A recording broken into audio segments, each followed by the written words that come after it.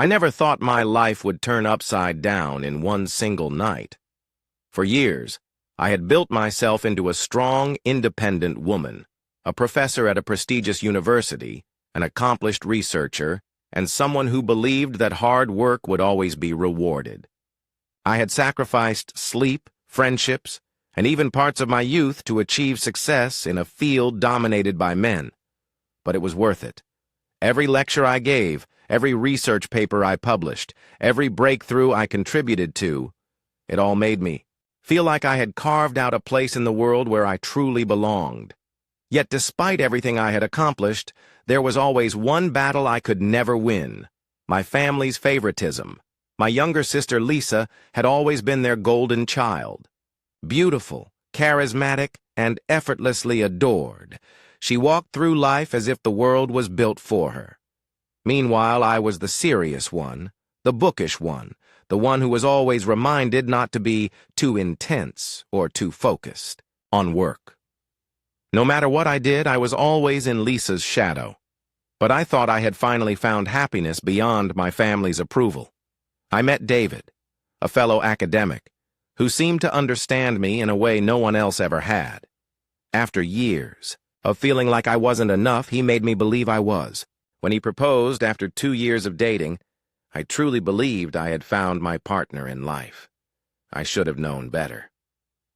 On the night of our engagement party, in my childhood home, I walked upstairs looking for David. Instead, I found him in bed, with Lisa. And my parents? Instead of standing by me, they begged me to keep quiet, to protect Lisa's reputation. That night, something inside me broke. But something else, something stronger, was born.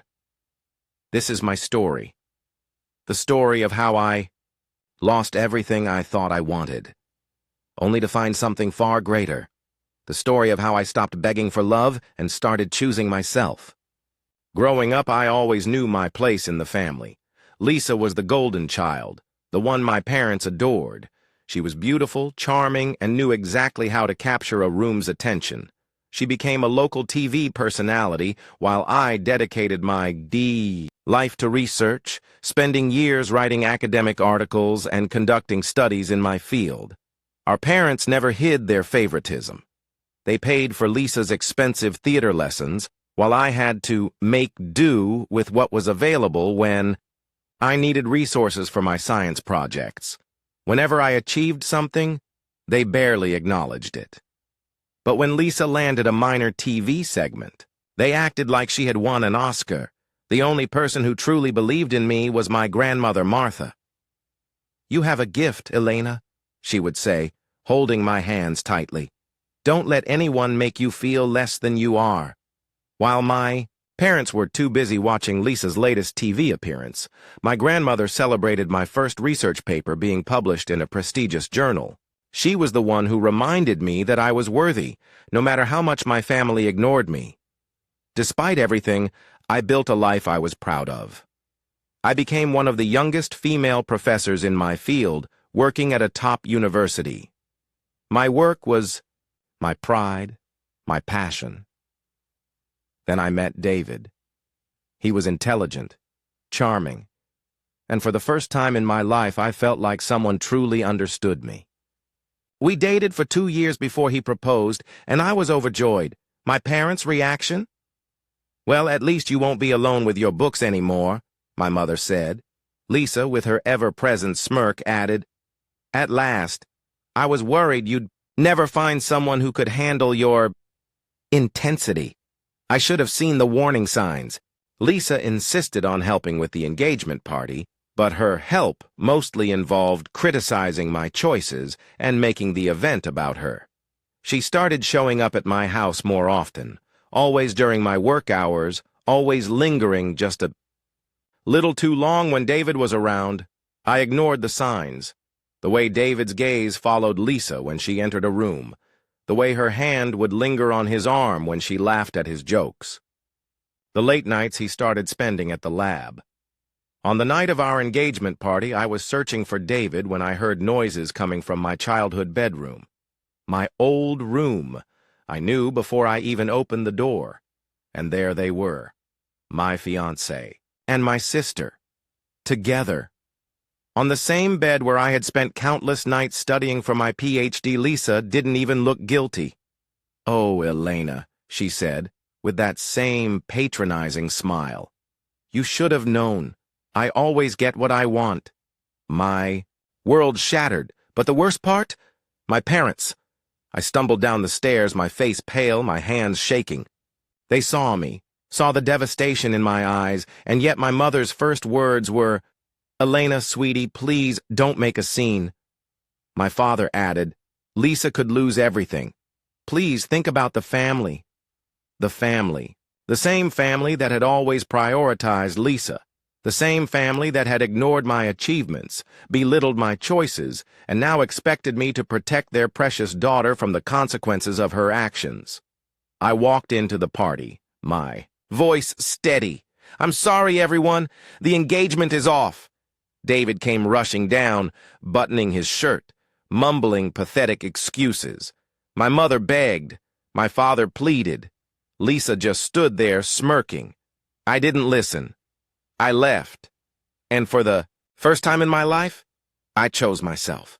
After that night, I cut off my family completely, blocked their numbers, changed the locks. I packed up David's things, dumped them in a storage unit, and sent him the address. Then I focused on the one thing that had never betrayed me: my work. 3 weeks later, Lisa's husband, Richard, showed up at my office. "Tell me everything," he said, and so I did. He listened, his jaw clenched. When I finished, he simply said, "You have at least one family member who respects the truth." Then he left. A few months later, I met Michael. He was an architect specializing in research facility design. We connected over email at first, discussing a project. Then one day, we bumped into each other at a campus cafe, literally. I spilled coffee on his shirt. Instead of getting annoyed, he smiled. "Well, this is different from our emails." One coffee turned into more. Discussions about work turned into late-night conversations about life, dreams, and regrets. Unlike David, he didn't just tolerate my passion for science, he admired it. When I told him about my past, he listened without judgment. He shared his own struggles with family dynamics, and one day he asked, "Elena, would you let me be part of your future?" For the first time in years, I felt hope. Michael proposed in the simplest, most heartfelt way, holding a ring and saying, "I've been thinking about merging our lives." I said yes. My parents, upon hearing the news, begged to be invited. Then they said Lisa should come too. I sent them a single reply, "No." On my wedding day, Lisa crashed the ceremony, visibly pregnant. My parents smuggled her in. Michael's brother threw them out. And when Lisa stood to make a toast, bragging about how she had always looked out for me, I stood up and spoke my truth.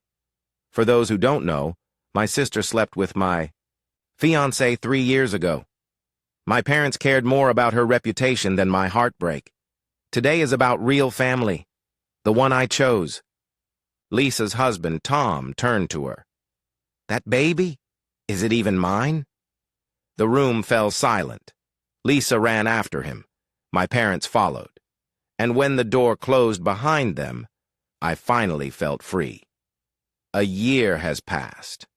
Michael and I are expecting our first child.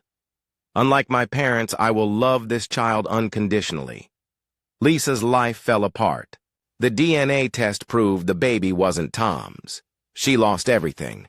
And me? I have a family, a real family. My grandmother, Michael, his parents, my research team, who threw a surprise baby shower for me last week. Some wounds never fully heal, but I've learned this. Blood doesn't make a family. Love does. For the first time in my life, I am truly, undeniably happy. And I wouldn't change a thing. Thank you for watching if you haven't subscribed yet. Please do so and hit the notification bell to stay updated with more shocking real-life stories happening around you.